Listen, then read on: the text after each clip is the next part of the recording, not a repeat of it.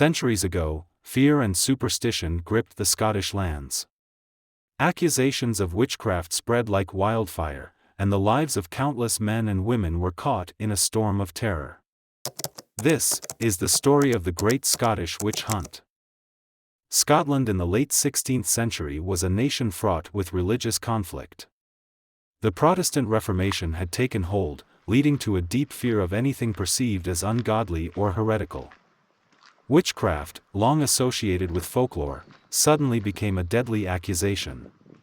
King James VI, deeply influenced by his own near-death experience during a storm while sailing, believed witches had conspired against him. This belief was strengthened after the North Berwick witch trials of 1590, where several individuals were accused of using witchcraft to raise storms to kill the king. In 1597, King James published Demonology, a guidebook on identifying and prosecuting witches.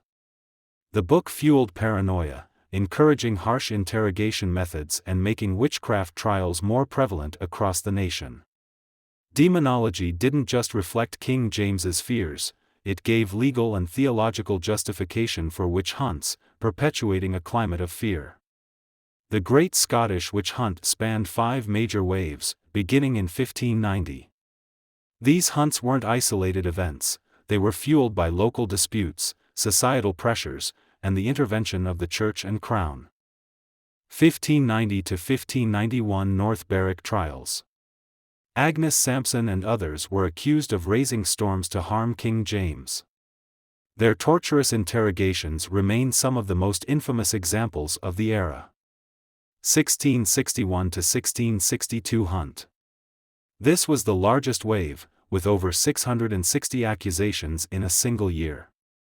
Many trials targeted women from impoverished backgrounds, scapegoated for misfortunes like crop failures or illnesses. The methods used to extract confessions were cruel and inhumane. Accused witches were often subjected to sleep deprivation, thumbscrews, and the witch's bridle, a device that prevented speaking. Another common test was pricking, searching for the devil's mark by stabbing the accused with needles. The swimming test was another brutal practice. Suspects were thrown into water. If they floated, they were deemed witches, their rejection by the water seen as proof of their unholy nature. If they sank, they were innocent, but often drowned before rescue. Among the accused were healers, midwives, and outspoken women, those who didn't conform to societal norms. Agnes Sampson, a healer from East Lothian, was accused of conspiring with the devil. After horrific torture, she confessed to crimes she never committed, and her life was tragically ended. Entire families were sometimes implicated, with children as young as 9 accused of witchcraft. The Great Scottish Witch Hunt devastated not just individuals, but entire communities.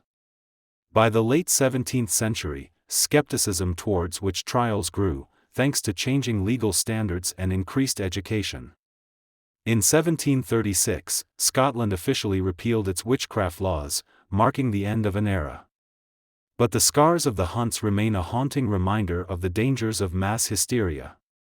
The Great Scottish Witch Hunt stands as a cautionary tale, a time when fear and ignorance led to unimaginable suffering.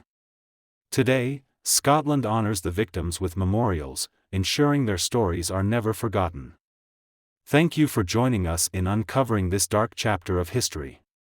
If you found this episode compelling, like and subscribe for more stories from our Witch Trials series.